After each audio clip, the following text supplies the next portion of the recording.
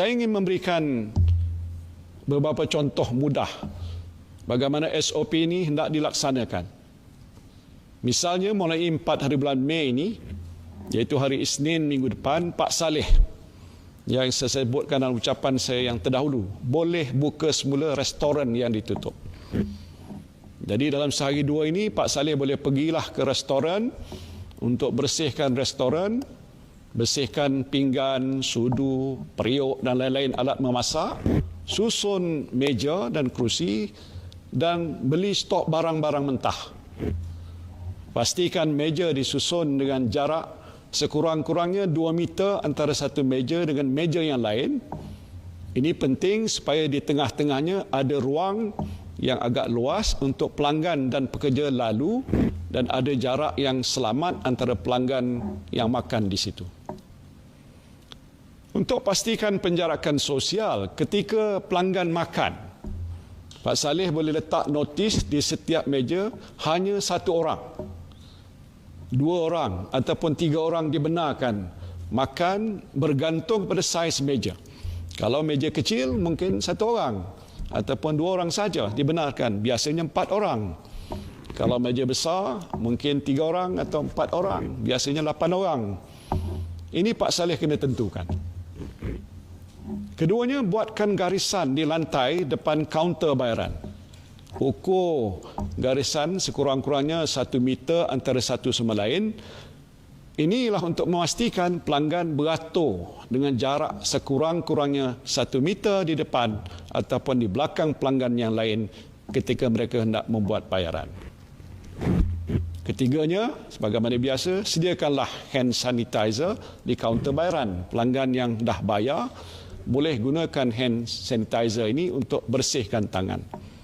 Sediakan jugalah sabun ataupun hand wash yang mencukupi di tempat basuh tangan.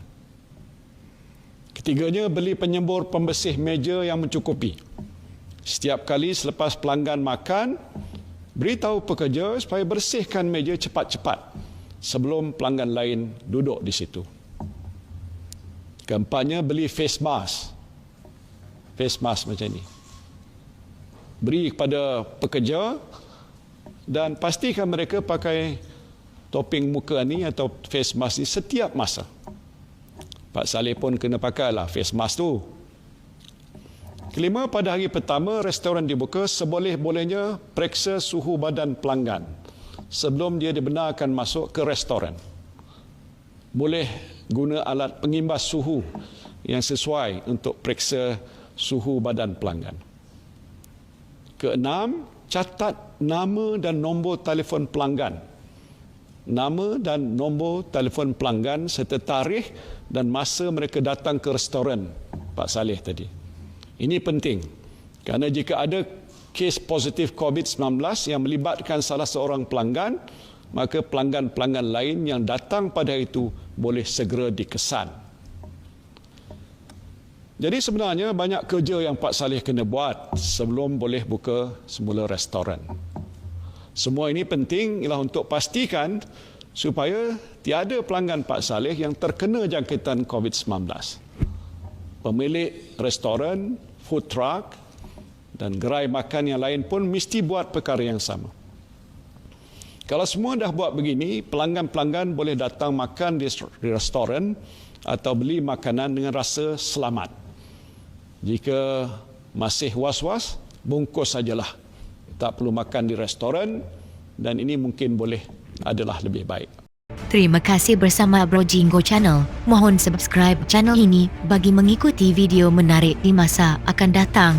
Jika anda menyukai berita ini, mohon like dan share sebagai tanda sokongan anda. Sokongan anda amat dihargai. Terima kasih.